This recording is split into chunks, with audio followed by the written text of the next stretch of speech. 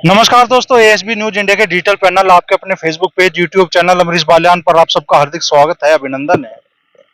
हम आपको रूबरू कराते रहे हैं अधिकतम पश्चिमी उत्तर प्रदेश की राजनीतिक हस्तियों से। लेकिन आज गीत संगीत की एक ऐसी हस्ती हमारे साथ मौजूद है जिन्होंने अपने गीतों के जरिए लोगों के मन को छुआ है। हमारे साथ मौजूद है रामकेश जीवनपुर वाला जी, जिनका गाना पहले वाली हवा रही ना पहले जैसा पानी, लोगों के मन को इस गाने ने इस कदर छुआ, शायद करोड़ों में उस गानों को लोगों ने देखा और पसंद किया। तो रामकेश जी, कहाँ से इतने गहरे शब्द आप चुनकर लाए इस गाने के लिए? सुन के कहाँ से लाए सर? ये तो हमने कुछ तो चीजें हमने देखी थी, महसूस की थी, कुछ हमारे बड़े बुजुर्गों के साथ बैठने का मौका मिलता है तो उनसे सुनी हुई बातें थी।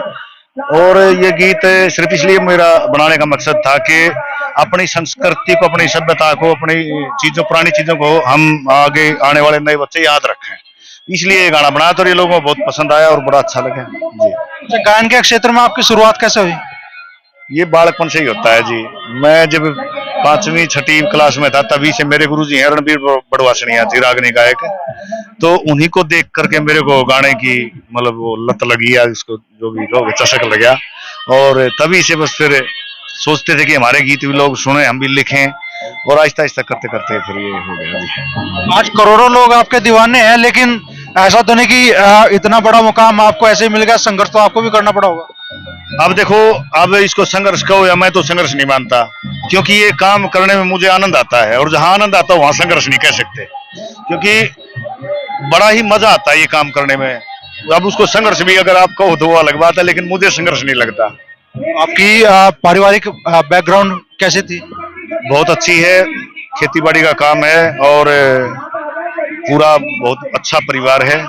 मेरे पिताजी वैसे नहीं पसंद करते थे इन बातों को, वो बहुत डांटते भी थे, पर आज मेरे पिताजी सबसे बड़े फैन है मेरे। हाँ जी। तो शुरुआत में तो निश्चित तौर पर दिक्कत आई होगी कि हमारा काम है यो, हम यही रहेगा करने के लिए। ऐसी बहुत सी बातें हमारे समाज में बच्चों को सुनने को मिलती है। बहुत ज्यादा आई थी, बहुत ज्यादा, मतलब टॉर्चर भी किया गया मेरे पिताजी के द्वारा, और कि ये नहीं करेगा, ये हमारा काम नहीं है, कैसे ऐसा ऐसा काम करते गाने बजाने का। कोई मतलब वो चाहते थे कि मैं कोई बहुत बड़ा अफसर बनूं, लेकिन अब वो खुश हैं, कहते हैं कि तू अफसर से भी अच्छा लगा मुझे जी। कितने साल का सफर आपका गायकी में हो गया? मुझे 14-15 साल हो गए सर। गाते हुए तो मुझे 10 साल ही हुए हैं, लिखते हुए 15-16 साल हो गए। पहला गीत था मेरा हट जाता हूं पाछे में, वो पूरी एल्बम मैंने लिखी थी और प्रोड्यूसर था मैं उसका। वो पहला ही गाना आपका वो था? हाँ, मेरा पहला ही गीत था हट जाता हूं पाछे में, बहुत बड़ा हिट हुआ। उसके बाद फिर मैंने गाना शुरू किया, तो फिर गाने में भी मेरे काफी सारे, सारा रोला पतली कमर का, पहले वाली हवा रही ना, और भी बहुत सारे गीत हैं जो मतलब देश के बारे में और सामाजिक गीत में ज्यादा लिखता हूँ जी। शब्द एक एक चुना हुआ, धोती कुर्ते वाले अब जाट न रहे। हाँ, ये चीजें अब कहीं खत्म होती लग रही है, तो फिर वो इसलिए वो कहना पड़ा। और हमारी शान होती थी धोती कुर्ता खंड का, अब तो ये अब फेस्टिवलों में ही देखने को मिलता है। तो वो चीजें याद रहे हमारे बच्चों के, हमारा ऐसा भी होता था, इसलिए गाना बनाया गया था। और ये गाना अपने प्रधानमंत्री जी ने भी सुना था, इसको मेरा बहुत बड़ा सम्मान उन्होंने किया था। मोदी जी ने मुझे वहां बुलाया था और मुझे भारतीय फिल्म सेंसर बोर्ड का मेंबर बनाया 2017 में। 21 तक रहा मैं, 4 साल तक। तो अच्छा लगता, फिर ऐसे ही गीत गाए अच्छे अच्छे। कुछ चीजें ऐसी हो जाती हैं जो लोगों के लाइफ टाइम याद रहती है। क्या रामकेश जीवनपुर वाला के जिंदगी में हट जाता हूँ पाछे ने आपने लिखा, और पहले जैसी हवा रही ना पहले जैसा पानी आपने गाया, इसके अलावा ऐसे कौन कौन से गीत हैं जो आपके मशहूर हुए, लोगों की जुबान पर चढ़े? बहुत सारे हैं। एक बचपन सॉन्ग है मेरा, बचपन के बारे में बताते हैं, बहुत ही लोग उसको पसंद करते हैं।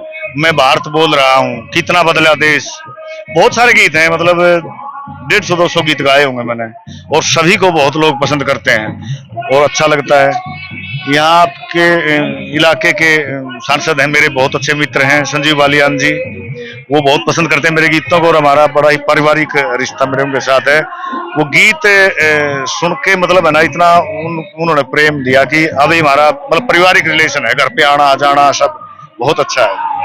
हमने देखा जब आप यहाँ कृषि प्रदर्शनी में आए थे और उस दिन आपने जो प्रस्तुतियां दी, तो ठीक है, पहले वाली हवा बहुत पॉपुलर सॉन्ग है आपका, लेकिन जितने भी गाने आपके उस रोज में सुने, लगभग हर गाने ने मेरे और वहां बैठे जो हजारों लोग थे उनके भी मन को छुआ। हाँ सर, पता क्या, मैं चाहता हूँ कि जो किसी गीत में, कविता में विचार होना चाहिए।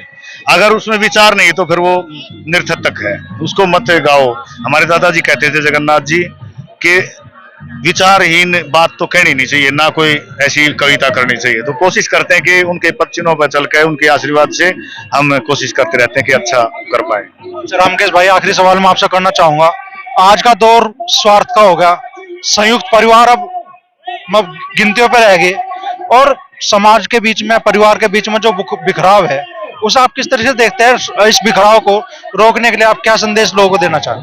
देखिए क्या है, ये बहुत अच्छी चीज थी आज जो ये एकांकी परिवार आ गए ना। जो संयुक्त परिवार होते थे उनमें स्ट्रेस, टेंशन और ये डिप्रेशन जो बीमारी चल पड़ी, ये नहीं था, क्योंकि उस समय संभालने वाले बहुत होते हैं। आज डिप्रेशन बोलते हैं कि डिप्रेशन आ गया, तो डिप्रेशन क्यों आता है? क्योंकि उनके आसपास कोई होता ही नहीं।